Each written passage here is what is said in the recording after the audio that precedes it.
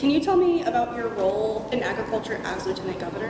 Yeah, so I'm the Secretary of Agriculture, so that basically means I work with the Department of Agriculture, help take the vision that the executive branch has. So Governor Braun, he lays out the vision for what he would like agriculture to do. So I'm his secretary essentially, and I will go and cast that vision to the department and also to the state to make sure that our farmers are well taken care of, resourced, that we are looking to the future, preparing a path for the next generation to get involved in agriculture, working with universities such as Purdue, Vincennes, Huntington, to make sure that they're attracting and training up talent so that we can just continue to thrive as a top agriculture leader in the nation.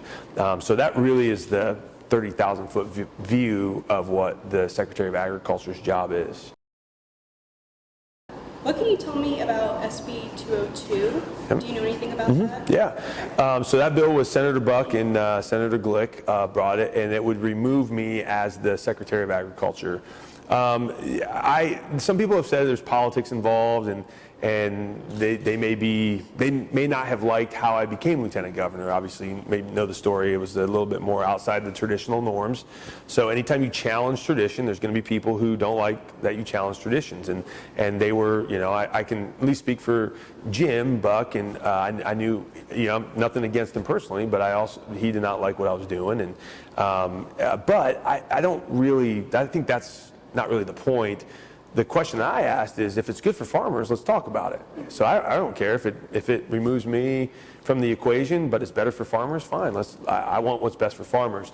I don't think Senate Bill 202 is best for farmers, though. I think it actually hurts their influence within the State House.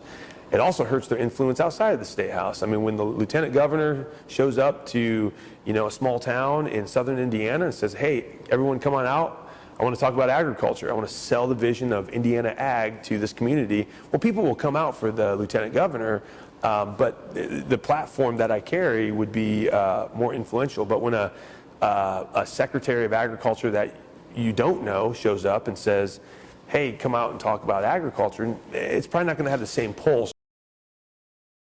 Everything. Yeah, there would be, the Secretary of Agriculture would no longer be the Lieutenant Governor. It would be somebody else. So and then essentially then I would be, it wouldn't be in my lane anymore. Now, I'm never going to stop advocating for farmers. I have a dairy background growing up. I love the ag world. It doesn't matter if I'm, just a normal guy, just, on the street. I'm always going to be just an ag-focused kind of guy.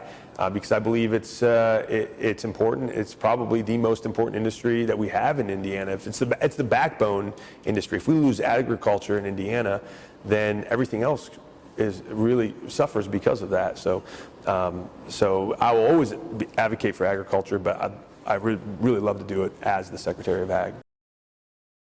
This session are taxes and water, right? So if you hear people in the farm world, like if you talk to farmers, if you talk to people in the industry, it's property taxes are killing us, and farmers, their property taxes from last year to this year have gone up 26.2%. That's just over the course of 12 to 20 months, right? Like this is not. You would think that that's a statistic that was 15 years in the making. That's just 1 year. So 26.2% is huge.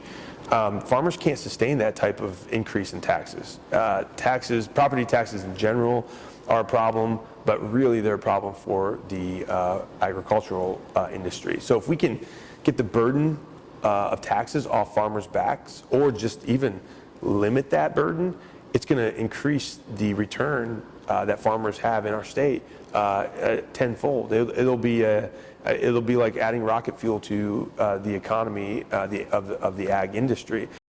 Do you see either one of those things finding a really good solution this session or while you're in office? We have got to give farmers some relief now, right? You can't get to this, okay, we didn't really do anything this session, give us till next year. Sometimes that happens in the legislature, and they'll say, well, we didn't get to your problem, but we will next year. And the next year comes, and we didn't get to it this year, but we will next year, right? And they keep kicking the can down the road. We can't do that this year. We've got to do something that is meaningful and substantial. It doesn't have to be perfect, but it's got to be something that is meaningful. And then we can come back next year and try to make it even better. Do you guys have a plan to provide any more representation for the farmers who feel like they don't have enough? Yeah, I would love to talk to farmers who feel like they don't have representation, because in the state of Indiana, we've got quite a few farmers who are legislators themselves. I know, the J.D. Prescott, Representative Prescott from up in Jay County, Randolph County area, really successful farmer. I mean, he's advocating for farmers, left and right. Larissa Sweet's doing a great job advocating for farmers. Farm Bureau has a big presence down here at the State House advocating for farmers. I'm advocating. The Lieutenant Governor, being a part of the farm world, is advocating for farmers. So when they say we don't have representation, I would love to hear what they feel like they're lacking. To me, what I've seen is there's quite a few people within state government that are really fighting hard for farmers.